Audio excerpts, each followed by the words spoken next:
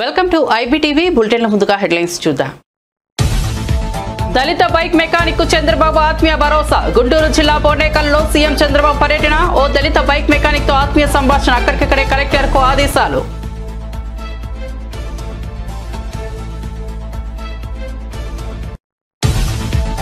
కంచగచ్చబౌలి భూముల వ్యవహారంపై హర్యానాలో స్పందించిన ప్రధాని మోదీ. అడవులపై బుల్డోజర్లు పంపడంలో తెలంగాణ ప్రభుత్వం బిజీగా ఉందన్న మోదీ.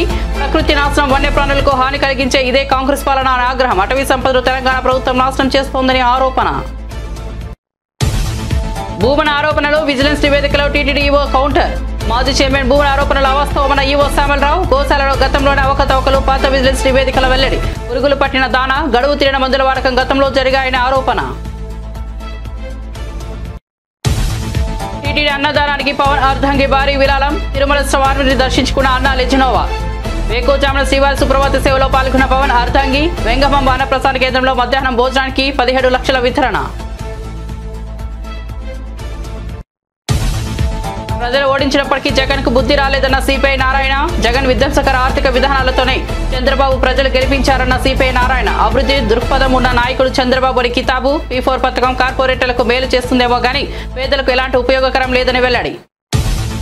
తెలంగాణలో 3 రోజుల పాటు వర్షాలు వెల్లడించిన హైదరాబాద్ వాతావరణ శాఖ. తేలికపాటి నుంచి మోస్తరు వర్షాలు కురిసే అవకాశం ఉందని వెల్లడి. పగటికి పూట ఉష్ణోగ్రతలు పెరుగుతాయన్న వాతావరణ శాఖ.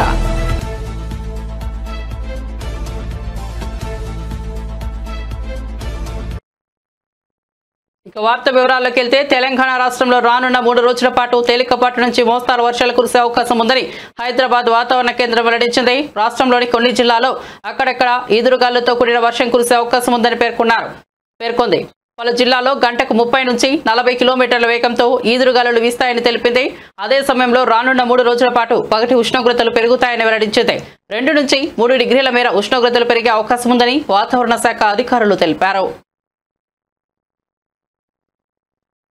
ప్రధానమంత్రి నరేంద్ర మోదీ హైదరాబాద్ లోని కంచగచ్చబౌలి భూముల వ్యవహారంపై స్పందించారు. హర్యానాలో నిర్వహించిన సభలో ఆయన మాట్లాడుతూ అడవులపై బుల్డోజర్లు పంపడంలో తెలంగాణ ప్రభుత్వం నిమగ్నమై ఉందని విమర్శించారు.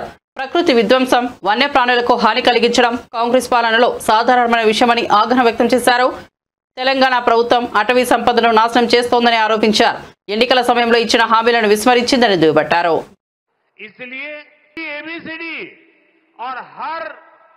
अक्षर के साथ कैसे कैसे उन्होंने टैक्स बढ़ाए उसका A to Z पूरा लिस्ट बना करके ये कर्नाटक की कांग्रेस सरकार की पोल खोल के रखी है. खुद वहां के मुख्यमंत्री के करीबी कहते हैं कि कांग्रेस ने कर्नाटका को करप्शन में नंबर 1 बना दिया. साथियों, तेलंगाना की कांग्रेस सरकार भी जनता से किए वादे भूल गई है. वहां कांग्रेस, वहां की सरकार जंगलों पर बुलडोजर चलवाने में व्यस्त है. प्रकृति को नुकसान, जानवरों को खतरा, यही है कांग्रेस की कार्यशैली. हम यहां कचरे से गोवर्धन बनाने के लिए मेहनत कर रहे हैं और वो बने बनाए जंगलों को उजाड़ रहे हैं. यानी सरकार चलाने के 2 मॉडल आपके सामने हैं. एक तरफ कांग्रेस का मॉडल है जो पूरी तरह झूठ साबित हो चुका है, जिसमें सिर्फ कश्मीर कुर्सी के बारे में सोचा जाता है. दूसरा मॉडल बीजेपी का है जो सत्य के आधार पर चल रहा है. बाबा साहब आंबेडकर ने दी हुई दिशा पर चल रहा है. संविधान की मर्यादाओं को सर आंखों पे चढ़ा के चल रहा है और सपना है.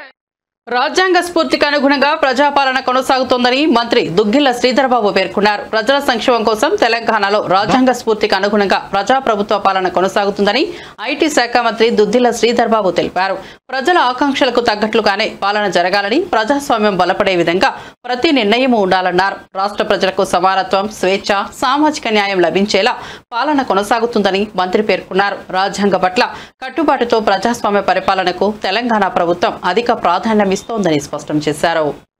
భారతరత్న బాబాసాహెబ్ అంబేద్కర్ గారి జయంతి, ఈ జయంతి సందర్భంలో వేలాది మందిని ఇక్కడికి పిలిచి ఒక సందేశాన్ని ఇవ్వాలని ప్రేమ్ సాగర్ రావు గారు ఓ గొప్ప ప్రయత్న భాగంలో డాక్టర్ బాబాసాహెబ్ అంబేద్కర్ గారి ఆశయాలని, వారి ఆలోచనలని, వారు చూపెట్టిన బాటలో నడపాలని ఈ నియోజకవర్గానికి సంబంధించిన కాంగ్రెస్ పార్టీ కార్యకర్తని, నాయకుడిని సమానోయత్తం చేయాలని ఒక ఆలోచన దృక్పథంతో వేలాది మందికి తెరలి రావడం జరిగింది.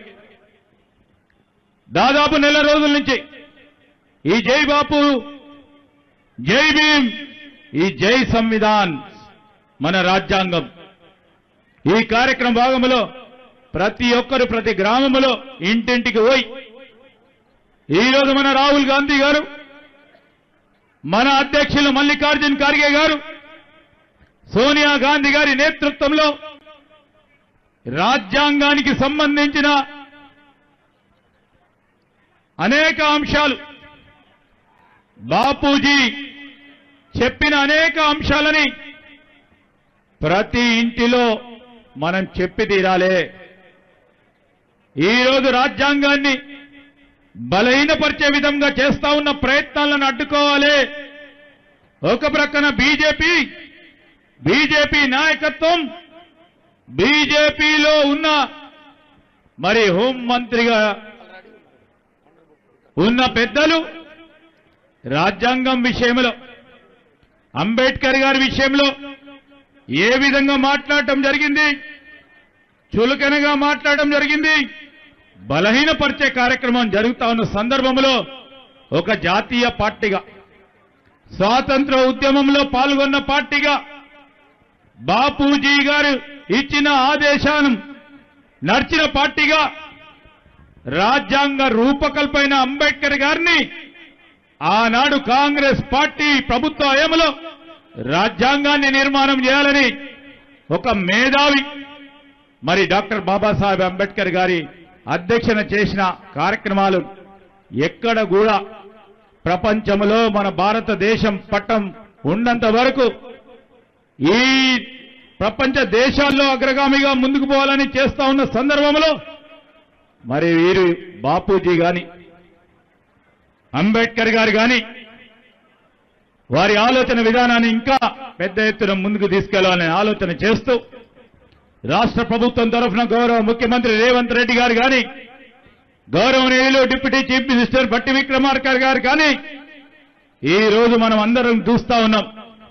దళిత సోదరులకి సంబంధించి గత ప్రభుత్వం, గత కాంగ్రెస్ పార్టీ ప్రభుత్వ హయాంలో ఎస్సీ ఎస్టీ సబ్ ప్లాన్ తీసుకొస్తే మొట్టమొదటిసారి దేశంలోనే ఒక కొత్త కార్యక్రమాన్ని ఎస్సీ ఎస్టీ సబ్ ప్లాన్ తీసుకొస్తే అంబేద్కర్ గారి ఆలోచన మేరకు ఈరోజు మళ్ళా తిరిగి కాంగ్రెస్ పార్టీ ప్రభుత్వం డాక్టర్ బాబాసాహెబ్ అంబేద్కర్ అందించిన రాజ్యాంగాన్ని కాపాడిన నేత వైఎస్ జగన్మోహన్ రెడ్డి అని బాపట్ల జిల్లా వైఎస్ఆర్సీపీ అధ్యక్షుడు మేరుగ నాగార్జున స్పష్టం చేశారు.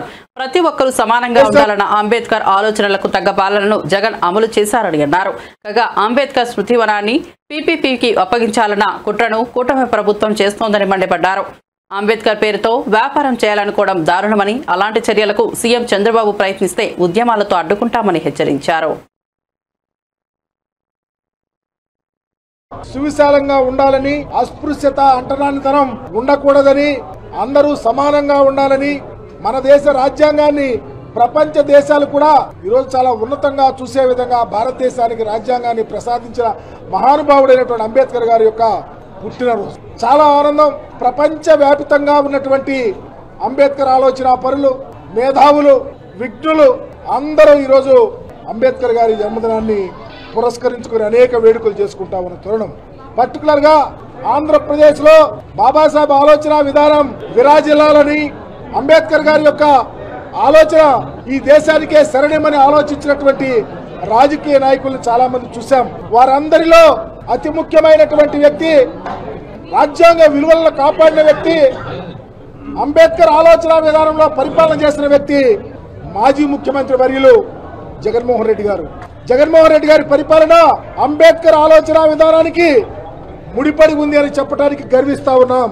అంబేద్కర్ గారు కోరుకున్నది చదువు, ఆరోగ్యం, సమాజంలో అందరూ కలిసి ఉండాలని, వారి స్థితిగతులు మెరుగుపడాలని, ఉన్నత శిఖరాలకు వెళ్లాలని ప్రతి పౌరుడు ఆలోచిస్తే ఆ ఆలోచన ప్రకారమే జగన్మోహన్ రెడ్డి గారు పరిపాలన చేశాడు.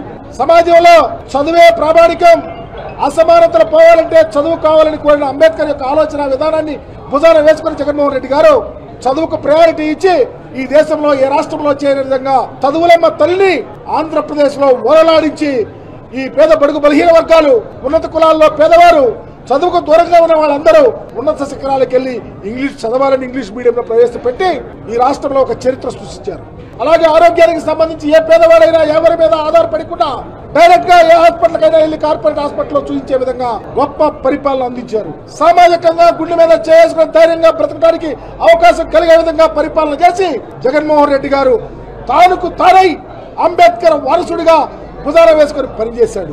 విజయవాడ నడిబొడ్డున 125 అడుగుల విగ్రహాన్ని 450 కోట్ల రూపాయలు వెచ్చించి 81 అడుగుల పెడస్టల్ లో 125 అడుగుల విగ్రహాన్ని ఏర్పాటు చేసి భారతానికి అందించినటువంటి మహనీయుడు జగన్మోహన్ రెడ్డి గారు. అంబేద్కర్ ఆలోచన విధానం భావితరాల భవిష్యత్తుకు ఉపయోగపడాలని గొప్ప ఆలోచనతో ఈ యొక్క అంబేద్కర్ విగ్రహాన్ని, ఈ శిలారూపాన్ని, ఈ యొక్క బ్రహ్మాండం వంటి విజయవాడ నడిపట్ల ఈ గొప్ప ప్లేస్ ఇచ్చి అంబేద్కర్ గారిని గౌరవించుకుంటే ఈ రోజు చాలా బాధపడతా ఉన్నాం. ఎందుకంటే రాష్ట్ర ప్రభుత్వం అంబేద్కర్ గారిని తాకట్టు పెట్టింది. ఏపీ ముఖ్యమంత్రి చంద్రబాబు అంబేద్కర్ జయంతి సందర్భంగా గుంటూరు జిల్లా పొండేకల్లో ఎస్సీ కాలనీలో పర్యటించారు. స్థానికంగా ప్రవీణ్ అనే యువకుడు బైక్ రిపేర్ షాప్ కు వెళ్లారు. బైక్ మెకానిక్ ప్రవీణ్ ను ఆత్మీయంగా పలకరించారు. అతని స్థితిగతులు అడిగి తెలుసుకున్నారు. సరైన టూల్స్ లేకుండా మెకానిక్ పని ఎలా చేస్తావు, షెడ్ ఈ విధంగా ఉంటే ఎక్కువ మంది ఎలా వస్తారు అని ఆ యువకుడిని సీఎం చంద్రబాబు అడిగారు. అందుకే మరో చోట షాప్ పెట్టించి నీకు మంచి టూల్స్ కూడా ఇప్పిస్తామని తెలియజేశారు. వెంటనే జిల్లా కలెక్టర్ ను పిలిచారు. యువకుడు ప్రవీణ్ కు మరో మంచి ప్లేస్ లో బైక్ మెకానిక్ షెడ్ కట్టించి సరైన పనిముట్లు అందించాలని ఆదేశించారు. అతడికి స్కిల్ డెవలప్మెంట్ ట్రైనింగ్ ఇప్పించాలని స్పష్టం చేశారు. ఇల్లు కూడా మంజూరు చేయాలన్నారు. ఇప్పుడు రెండు ఇది కాలువపురం ఇల్లు కట్టలేరు కదా ఇక్కడ ఎట్లా చేయగలుగుతారు?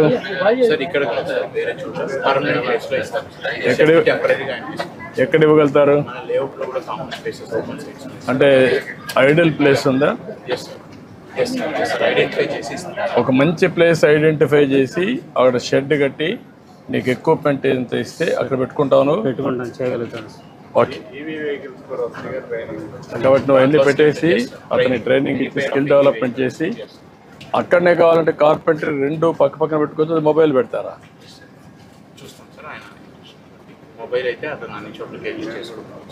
అదే ఫాలో అప్ చేసి రెండు మీరు ఏం చేయగలుగుతారో వర్కౌట్ చేయండి. దానిపైన ఏం చేయండి సరిపోతుంది. నాకు వీళ్ళని సెటిల్ చేయాలి. ఓకే, మనం చేస్తాం. అది అది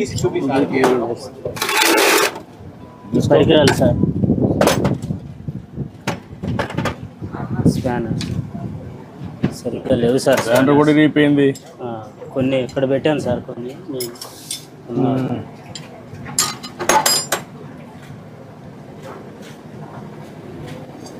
సాయంత్రానికి చేసి పంపించేయాలి. అంటే ఇక్కడ ఉండదు కదా వెహికల్. అవును సార్, అంతే సార్. సాయంత్రానికి పంపించేయాలి. పంపించారు.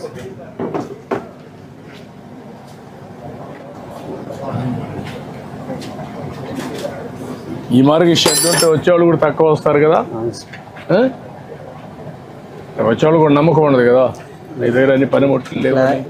పని బాగానే చేస్తాం కానీ ఎక్విప్మెంట్ సామాన్లు పని నువ్వు పని చేయగలుగుతావు. పనిముట్లు కూడా ఉంటే అప్పుడు ఈజీగా ఉంటుంది. అట్లా లేకుండా ఉంటే నువ్వు ఎంత కష్టపడినా లాభంలే కదా. ఓకే, నేను మాట్లాడతాను. మాట్లాడి చేయమంటా అన్ని ధైర్యంగా.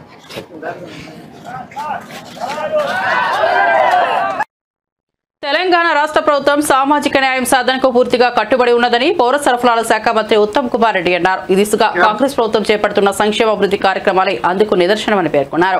ప్రతి వర్గానికి సమానంగా న్యాయం జరిగేలా చర్యలు తీసుకుంటున్నామని తెలిపారు. కాంగ్రెస్ పార్టీ ఆవిర్భావం నుంచి సామాజిక న్యాయం సాధనే లక్ష్యంగా పలు కీలక నిర్ణయాలు తీసుకున్న విషయాన్ని గుర్తు చేశారు. సమానత్వం, సమదూర పాలనకు కాంగ్రెస్ తపన పడుతోందని మంత్రి స్పష్టం చేశారు.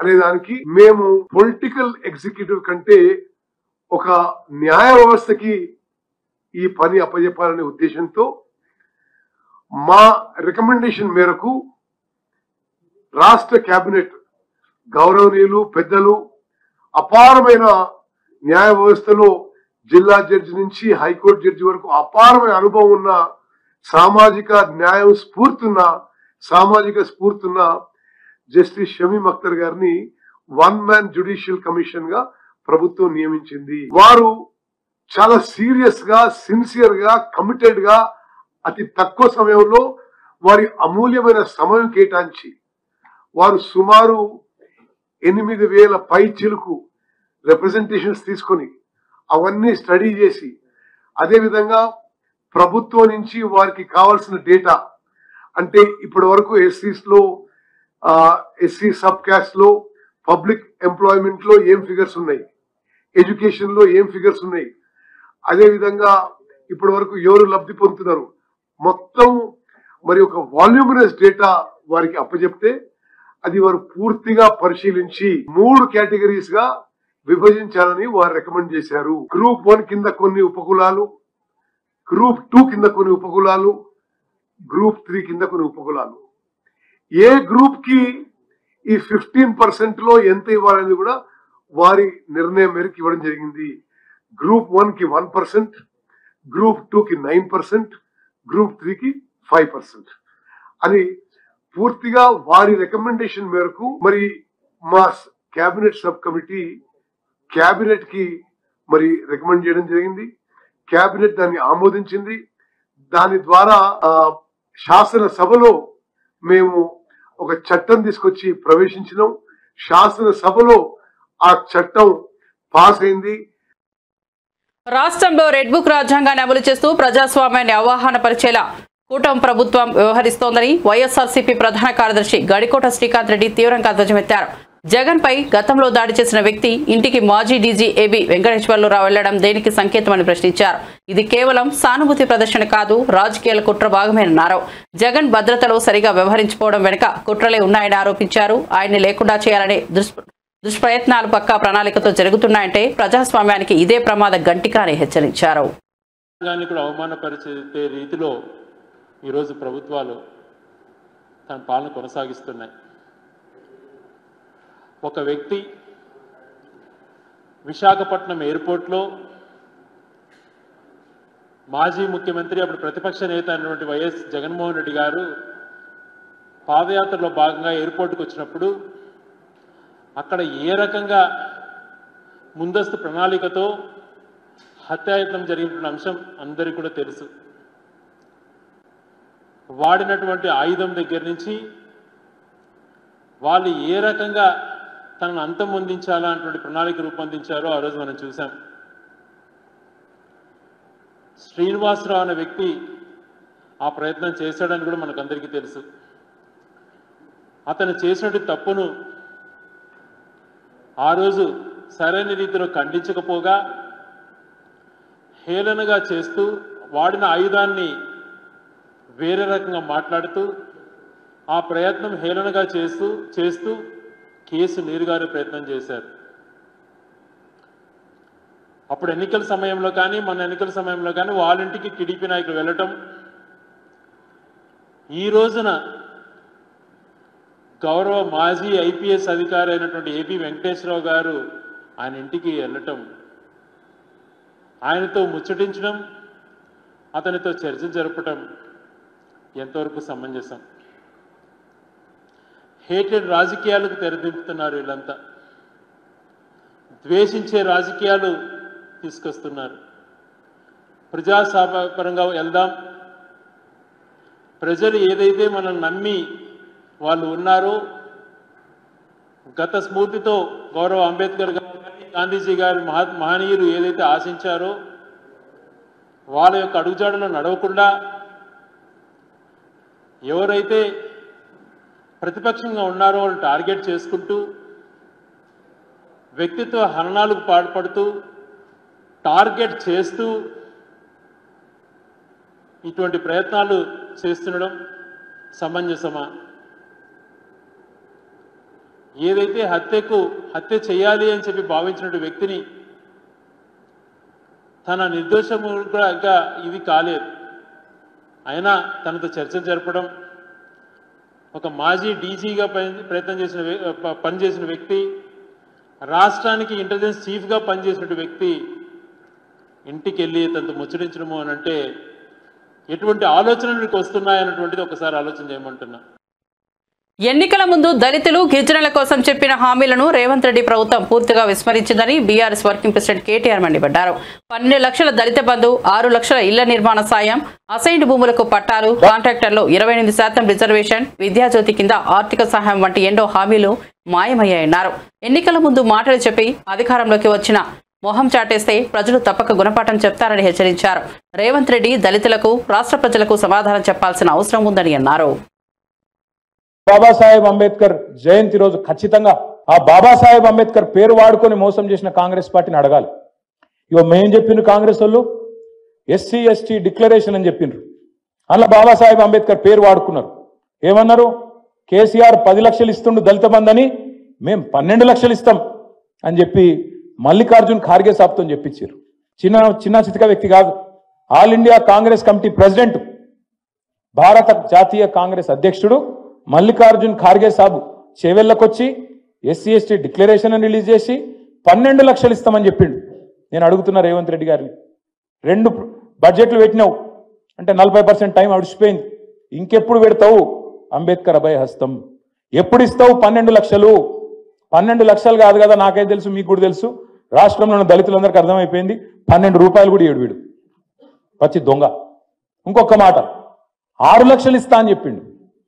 5 లక్షలు కాదు, డబుల్ బెడ్రూము 6 లక్షలు ఇస్తా నేను, మిగతా వాళ్ళకి 5 లక్షలు ఇస్తా, ఎస్సీ ఎస్టీలకు 6 లక్షలు ఇస్తా అని చెప్పిండు. మరి నేను అడుగుతున్నా ఇవాళ డాక్టర్ బాబాసాహెబ్ జయంతి సందర్భంగా, ఏమైంది నీ 6 లక్షల మాట? ఎక్కడ పోయింది? ఖార్గే గారు ఎక్కడున్నారు? రాహుల్ గాంధీ ఎక్కడున్నాడు? మీరు చెప్పిన కథలేమాయే ఎస్సీ ఎస్టీ డిక్లరేషన్ ఇంకా చాలా చెప్పిర్రు. నేను 2 అడుగుతున్నా. ఏమన్నారు ఆ రోజు? అసైన్డ్ భూముల పునరుద్ధరణ, సమాన హక్కులు, పట్టాలు ఇస్తామన్నారు అసైన్డ్ భూములకు. మరి ఇలా భూభారతో ఏదో మొదలు పెట్టిరు. ఇస్తావా? అసైన్డ్ భూములకు నువ్వు చెప్పినట్టు పట్టాలు ఇస్తావా లేదా చెప్పాలి రేవంత్ రెడ్డి అని నేను డిమాండ్ చేస్తా ఉన్నా. అట్లాగే మీరు చెప్పినారు ప్రత్యేక రిజర్వేషన్లు కల్పిస్తామని చెప్పారు. అట్లాగే కాంట్రాక్టులలో కూడా బ్రహ్మాండంగా మరి జనాభా దామాషా ప్రకారం దళితులకు, గిరిజనులకు 18%, అదేవిధంగా 10%, 28% ప్రభుత్వ కాంట్రాక్టులలో కూడా మీకు వాటా కల్పిస్తామని చెప్పిండ్రు. బీసీలకు 42% అన్నారు, ఎస్సీ ఎస్టీలకు 28% వాటా కల్పిస్తామని చెప్పిండ్రు. నేను అడుగుతున్నా ముఖ్యమంత్రి గారిని, కాంగ్రెస్ ప్రభుత్వాన్ని, మీ చేతుల్లో లేనియేమో ఢిల్లీ దాకా పోయి ఏందో చెప్పినట్టు యాక్టింగ్ చేస్తారు. మరి ఇవన్నీ నీ చేతుల్లోనే ఉన్నాయి కదా. 18% ఇచ్చేది, 10% ఇచ్చేది, 42% ఇచ్చేది బీసీలకు, ఇవన్నీ నీ చేతుల్లో పెట్టుకొని అవి ఎందుకు చేయవు? మరి చెప్తివి కదా, నువ్వే చెప్తివి, మేము అడుగుతలేం. తిరుమల తిరుపతి దేవస్థానంలో గత ప్రభుత్వ పాలనలో పలు విభాగాల్లో భారీ ఎత్తున అవకతవకలు, తీవ్రమైన నిర్లక్ష్యం చోటు చేసుకున్నాయని టీటీడీ కార్యనిర్వహణాధికారి జె శ్యామలరావు సంచలన ఆరోపణలు చేశారు. తిరుమలలో ఏర్పాటు చేసిన మీడియా సమావేశంలో ఆయన మాట్లాడుతూ గత 5 ఏళ్లలో జరిగిన అక్రమాలపై, ముఖ్యంగా గోశాల నిర్వహణ, ఐటీ విభాగం కొనుగోలులో జరిగిన అక్రమాలపై పలు కీలక విషయాలను ఆధారాలతో సహా వెల్లడించారు. ముఖ్యమంత్రి చంద్రబాబు ఆదేశాల మేరకు టీటీడీలో వ్యవస్థల ప్రక్షాళనకు చర్యలు చేపట్టినట్లు తెలిపారు. టీటీడీ గోశాల నిర్వహణపై మాజీ చైర్మన్ భూమన కరుణాకర్ రెడ్డి ఇటీవల చేసిన ఆరోపణలను ఈవో శ్యామలరావు తీవ్రంగా ఖండించారు. ఆ ఆరోపణలు అవాస్తవమని, హిందువుల మనోభావాలను టీటీడీ సిబ్బంది ఆత్మస్థైర్యాన్ని దెబ్బతీసేలా ఉన్నాయని పేర్కొన్నారు. గోశాలలో చోటు చేసుకున్న తీవ్ర నిర్లక్ష్యం, అవకతవకలు తమ హయాంలో జరిగినవి కావని, 2021 మార్చి నుంచి 2024 మార్చి మధ్య కాలంలో గత ప్రభుత్వం హయాంలోనే జరిగాయని స్పష్టం చేశారు. ఏమైందో తెలియదు కానీ ఆ షార్ట్ లిస్ట్ చేసిన 2వ అతను కూడా ఇంటర్వ్యూకి రాలేదు. ఫైనల్గా ఒక అతన్ని పిలిచి అతన్నే రికమెండ్ చేసి అధికారుల స్థాయిలో దాన్ని పక్కన పెడితే బోర్డు స్థాయిలో దాన్ని తీసుకెళ్లి అప్రూవ్ చేసి ఇప్పటికి కూడా ఆ నోటిఫికేషన్ క్యాన్సిలేషన్లోనే ఉంది. ఏ పోస్ట్ ద్వారా, ఏ నోటిఫికేషన్ ద్వారా general manager, chief engineer rank. ఎందుకంటే ఐటీ వ్యవస్థ అనేది చాలా ముఖ్యమైనది టీటీడీ. ఎందుకంటే అన్ని ఆపరేషన్స్ అన్నీ కూడా బుకింగ్ దగ్గర నుంచి అకామిడేషన్, టికెట్, సేవలు అన్నీ కూడా టీటీడీలో ఐటీ వ్యవస్థ ద్వారానే జరుగుతాయి. అదొకటే కాదు, ఐటీ వ్యవస్థ ద్వారా, ఈఆర్పి సిస్టమ్ ద్వారా అన్ని ఆపరేషన్స్ ఇంటర్నల్, మీరు చేసేది పిలిగ్రిమ్స్ గురించి చెప్తున్నా, భక్తుల గురించే కాదు, ఇంటర్నల్గా చేసేవి కూడా అవన్నీ కూడా ఐటీ వ్యవస్థ ద్వారా ఉంటాయి. ఇది ఎంతో కీలకమైంది. అలాంటిది ఒక క్వాలిఫికేషన్ లేని అతన్ని తీసుకొచ్చి పెట్టడం జరిగింది. అతన్ని తీసేయడానికి అన్ని రకాల చర్యలు కూడా జరుగుతున్నాయి, డిసిప్లినరీ యాక్షన్లు జరుగుతున్నాయి. దీనివల్ల ఏమైందంటే వచ్చి చూస్తే బ్రోకర్లు ఏ విధంగా ఉన్నారంటే ఒక బ్రోకరు 50 సార్లు ఒక సేవ బుక్ చేసుకున్నాడు లైఫ్ లాంగ్. ఒక సేవ దొరకడం అంటే చాలా లక్ కింద, అదృష్టం కింద భావిస్తాం. స్వామివారి సేవ ఒక్కసారి జీవితంలో ఒకసారి దొరకాలంటే ఎంతో కష్టపడాలి. అలాంటిది ఒక బ్రోకరు 50 సార్లు బుక్ చేసుకున్నాడంటే దాంట్లో ఐటీ శాఖలో, ఐటీ విభాగంలో ఎన్ని ఇది ఉన్నాయో చెప్పొచ్చు. ఇది ఒకటే ఒక ఎగ్జాంపుల్ కింద చెప్తున్నా. అలాగే వసతికి సంబంధించిన 200 సార్లు బుక్ చేసుకున్న వాళ్ళు, ఎస్ఈడి టికెట్లు 500 సార్లు బుక్ చేసుకున్న వాళ్ళు, అలాగే వివిధ రకాలుగా ఐటీ శాఖని ఒక విధంగా చెప్పాలంటే ఐటీ మన సిస్టమ్ అంతా కూడా బ్రోకర్ల హెవెన్. వచ్చిన తర్వాత ప్రక్షాళన చేసి 30,000 మంది బ్రోకర్లని బ్లాక్ చేయడం జరిగింది. చాలా మంది మీద, అందరు 30,000 మంది మీద మనం యాక్షన్ తీసుకోలేము కాబట్టి చాలా మంది మీద విజిలెన్స్ విభాగం నుంచి, పోలీస్ విభాగం నుంచి వారు క్రిమినల్ చర్యలు కూడా తీసుకోవడం జరిగింది. ఇది ఎందుకు జరిగింది? ఒక ముఖ్యమైన ఒక పోస్ట్ కోసం ఇలాగా ఒక టీటీడీకి చాలా పెద్ద నష్టం. అది నిజంగా ఎలా చేశారు, ఎంత దారుణం అది. ఇప్పుడు ఒకసారి ఐటీ విభాగంలో అంటే గవర్నమెంట్లో ఒక్కొక్కసారి, టీటీడీలో ఒకసారి వచ్చిన తర్వాత ప్రాసెస్. తెలంగాణలో గతంలో నెలకొన్న గడీల పాలన నుంచి ప్రజలను విముక్తి చేయడం ద్వారా నిజమైన ప్రజాస్వామ్య పరిపాలనను తీసుకొచ్చిన ఘనత కాంగ్రెస్ పార్టీదేనని డిప్యూటీ సీఎం బట్టి విక్రమార్క అన్నారు. ఇందిరమ్మ రాజ్యాన్ని మళ్లా నెలకొల్పినందుకు ప్రజలు ఇచ్చిన మద్దతుకు తాము ఎప్పటికీ రుణపడి ఉంటామని పేర్కొన్నారు. అందరి అభివృద్ధికి సంకేతమైన న్యాయమైన పాలన అందించడమే తమ లక్ష్యమని అన్నారు. సవరణలు, సంక్షేమ పథకాలతో నూతన తెలంగాణను నిర్మిస్తామని స్పష్టం చేశారు. ఆనాటి మంచిర్యాల సభ ఈ మంచిర్యాల నుంచి తిరిగి ఖమ్మం వరకు నేను చేసేటువంటి పాదయాత్రకి మీ ద్వారా పెద్ద ఎత్తున మాకు ఉత్తేజాన్ని కలిగించడమే కాకుండా శక్తిని కూడా ఇచ్చి ఆ పీపుల్స్ మార్చి పాదయాత్రను దిగ్విజయంగా పూర్తి చేసి తద్వారా ఈ రాష్ట్రంలో ఆనాడు రాష్ట్ర కాంగ్రెస్ కమిటీ అధ్యక్షుడిగా రేవంత్ రెడ్డి గారు, సిఎల్పి లీడర్ గా నేను, మిత్రుడు శ్రీధర్ బాబు గారు, మిగతా కాంగ్రెస్ నాయకత్వం అంతా కలిసి పెద్ద ఎత్తున దొరల పాలన గడిల్ని బద్దలు కొట్టి ప్రజాపాలన ఇందిరమ్మ రాజ్యాన్ని తీసుకొని రావటం కోసం పెద్ద ఎత్తున సహకరించిన ఈ ఉమ్మడి ఆదిలాబాద్ జిల్లా ప్రజానికాన్ని ఎప్పటికీ మర్చిపోవని చెప్పి ఈ సందర్భంగా సవినయంగా నీకు మనవి చేస్తా ఉన్నాం. ఆనాటి పాదయాత్రలో అనేక సంఘటనలు చూశాం. చివరికి మంచిర్యాల పట్టణంలో కూడా మాతా శిశు సంక్షేమ హాస్పిటల్ అక్కడ కట్టకూడదని, అది కడితే అక్కడ ముంపు గురవుతుందని, అక్కడ అర్ధరాత్రి అపరాత్రి వరదలు వస్తే తల్లులు ఇబ్బంది పడతారని గట్టిగా చెప్తే కూడా వినకుండా కట్టినటువంటి హాస్పిటల్లో జరిగినటువంటి సంఘటనలు కూడా చూసి ఆనాడే మాటిచ్చాం, తప్పనిసరిగా మాతా శిశు సంక్షేమ హాస్పిటల్ని మారుస్తాం, వచ్చేది ఇందిరమ్మ రాజ్యం, తప్పనిసరిగా మీకు పెద్ద ఎత్తున హాస్పిటల్ కడతామని చెప్పి, సూపర్ స్పెషాలిటీ హాస్పిటల్ కడతామని చెప్పి మాటిచ్చి ఈరోజు 300 కోట్ల రూపాయలతో మంచిర్యాల నడిబొడ్డున ఎత్తైన ప్రదేశంలో super speciality. AP deputy CM Pawan Kalyan అర్ధంగి అన్నా లెజినోనా తిరుమల శ్రీవారిని దర్శించుకున్న విషయం తెలిసిందే. వేకువజామున స్వామివారి సుప్రభాతి సేవలో పాల్గొన్నారు. దర్శనం అనంతరం అన్నాకు అర్చకులు శ్రీవారి తీర్థ ప్రసాదాలు అందజేశారు. తమ కుమారుడు మార్క్ శంకర్ పవనోవిచ్ ఇటీవల సింగపూర్లోని పాఠశాలలో జరిగిన అగ్ని ప్రమాదంలో స్వల్ప గాయాలతో బయటపడడంతో ఆమె స్వామివారిని దర్శించుకుని మొక్కులు చెల్లించుకున్నారు. తమ కుమారుడు కోలుకోవడంతో తిరుమలలో మార్క్ శంకర్ పేరు మీద ఈరోజు అన్నదానం కార్యక్రమం నిర్వహించారు. ఇందుకోసం మాతృశ్రీ తరిగొండ వెంగమామ అన్నప్రసాదన కేంద్రంలో మధ్యాహ్నం భోజనానికి 17 లక్షల వితరణ చేశారు.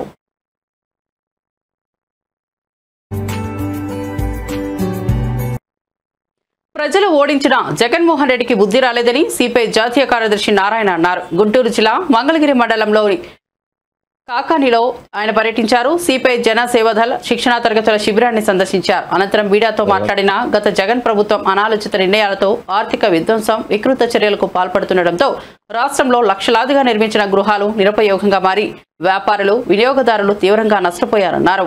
విజయవాడ కనకదుర్గ వారధి నుంచి ఆచార్య నాగార్జున యూనివర్సిటీ వరకు నిర్మించిన బహుళ అంతస్తులు నిరుపయోగంగా మారాయని అన్నారు.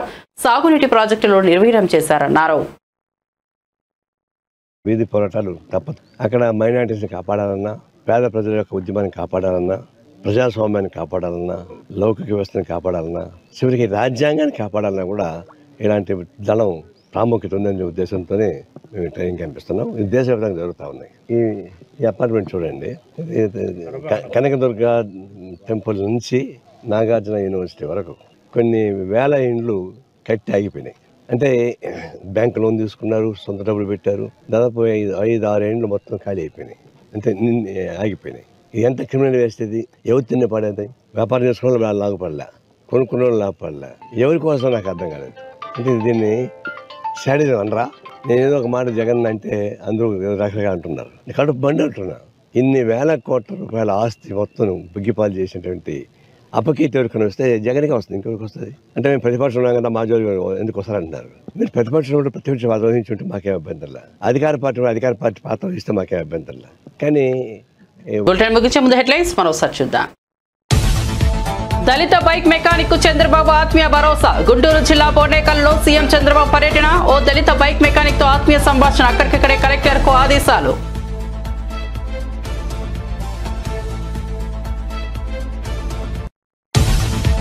కంచగచ్చబౌలి భూముల వ్యవహారంపై హర్యానాలో స్పందించిన ప్రధాని మోదీ. అడవులపై బుల్డోజర్లు పంపడంలో తెలంగాణ ప్రభుత్వం బిజీగా ఉందన్న మోదీ.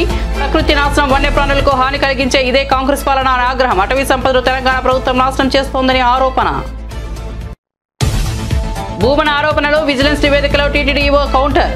మాజీ చైర్మన్ భూమన ఆరోపణలు అవాస్తవమన్న ఈవో శ్యామలరావు. గోశాలలో గతంలోనే అవకతవకలు, పాత విజిలెన్స్ నివేదికల వెల్లడి. పురుగులు పట్టిన దానా, గడువు తీరిన మందుల వాడకం గతంలో జరిగాయని ఆరోపణ. టీటీడీ అన్నదానానికి పవన్ అర్ధంగి భారీ విరాళం. తిరుమల స్వామిని దర్శించుకున్న అన్నా లెజినోవా. వేకోజామున శ్రీవారి సుప్రభాత సేవలో పాల్గొన్న పవన్ అర్ధంగి. వెంగమ్మ అన్నప్రసాద కేంద్రంలో మధ్యాహ్నం భోజనానికి 17 లక్షల వితరణ.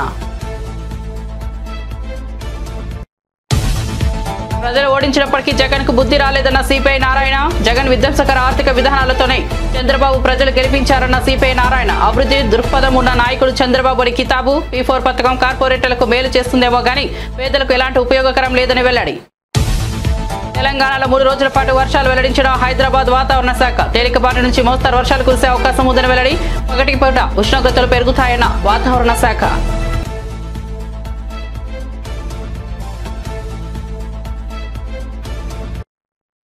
మరిన్ని అప్డేట్స్ కోసం చూస్తూనే ఉండండి IPTV.